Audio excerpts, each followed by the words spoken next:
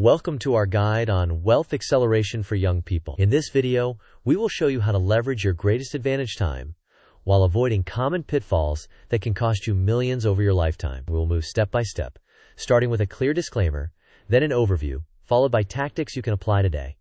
Let's begin. Before we proceed, please note that this video is for educational purposes only. It does not constitute financial, legal, or tax advice. Everyone's situation is different, so you should do your own research and consult a licensed professional if needed. With that said, let's walk through today's agenda. Here is our agenda. First, we will discuss why time is your superpower. Next, we will explain compound interest. Then, we will examine when a high-yield savings account can be the right choice. After that, we will cover index funds as the simple path, but will also show decision and budgeting diagrams. Then, we will provide a quick start plan. Finally, we will test your learning with 2 short quizzes. Let's dive into the first concept. Your greatest advantage as a beginner is time. Small amounts invested early can grow dramatically over decades due to compounding. However, jumping into the market immediately is not always the best first move for everyone. First, secure your foundations. Then, move to growth. Let's understand the engine behind that growth: compound interest. Compound interest means you earn interest on your initial amount and on the interest you have already earned.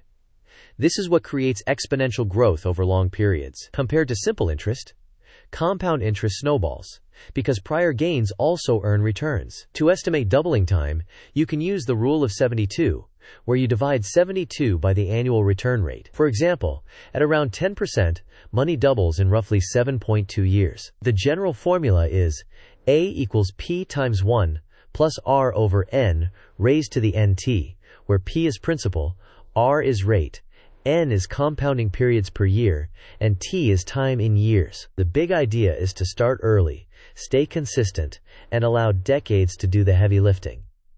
Now, let's place this in the context of students and near-term obligations. This timeline shows how priorities evolve. At ages 18 to 22, focus on learning basics and using a high-yield savings account for tuition and an emergency fund. From 22 to 30, begin consistent index investing and capture any employer match if available. From 30 to 40, increase contributions while avoiding lifestyle inflation. From 40 to 55, stay the course and rebalance as needed. After 55, prepare a withdrawal strategy and consider tax optimization. With the stages in mind, let's decide when cash safety beats market growth. If you need the money soon for tuition, rent, or bills, safety must come first.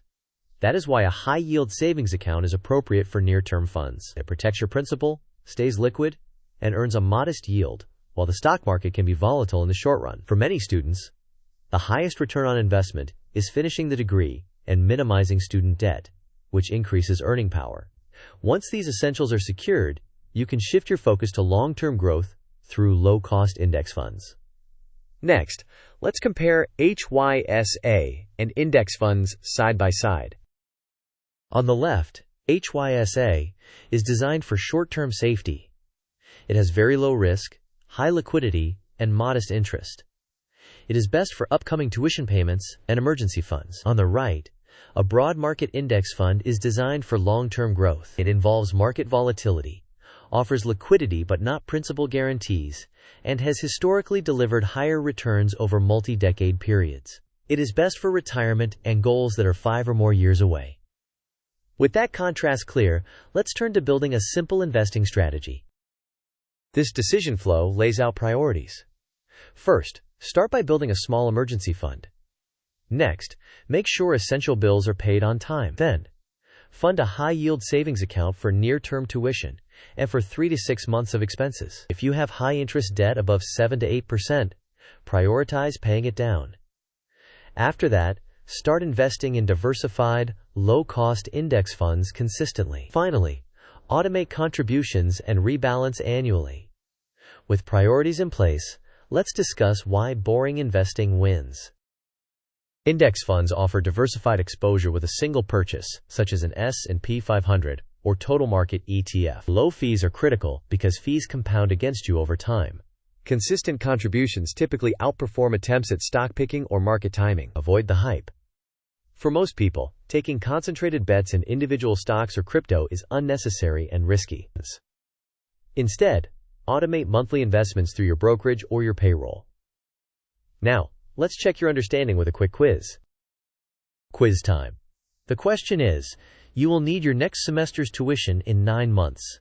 Where should that money live? The options are A, a high-yield savings account, B, meme stocks, C, a new crypto token, or D, under the mattress.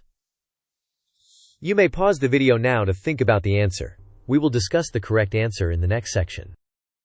The correct answer is A, a high-yield savings account. Short-term money needs safety and liquidity. A high-yield savings account protects your principal and keeps funds accessible. Now that you have that principle down, let's translate everything into a concrete, quick start plan. Here is a quick start plan.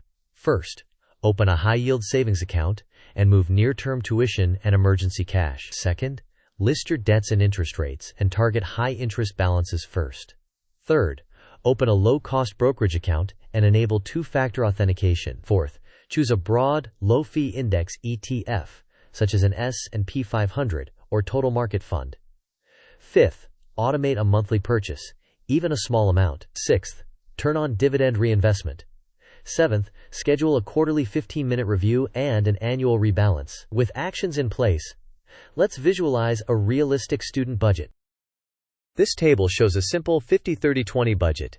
Needs receive 50% for rent, utilities, groceries, transport, and minimum debt payments. Wants receive 30% for discretionary spending. Invest and save receives 20% directed to a high-yield savings account for tuition and an emergency fund, and to index funds for long-term growth. To reinforce the budget visually, let's view a pie chart. This pie chart displays how every dollar is allocated. 50% to needs, 30% to wants, and 20% to investing and saving. This visual helps you maintain balance and avoid overspending. Next, let's build a markdown cheat sheet you can screenshot for later. Here is a concise cheat sheet in Markdown.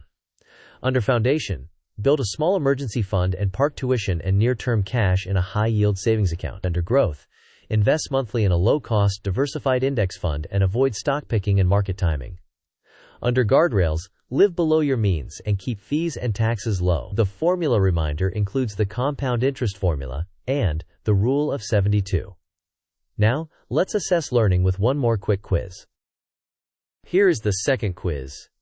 The question is, for a 20-year-old investor, which factor matters most for wealth acceleration? The options are A, picking the next hot stock, B, time in the market and consistent contributions, C, keeping everything in a checking account, or D, waiting for the perfect moment to start. You may pause the video now to think about the answer.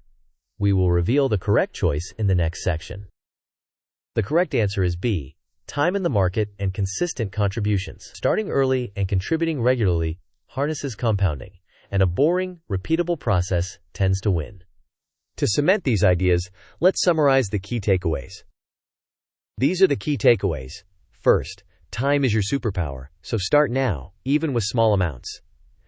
Second, short-term money requires safety, so use a high-yield savings account. Third, finishing your degree and minimizing high-interest debt is often the highest near-term return.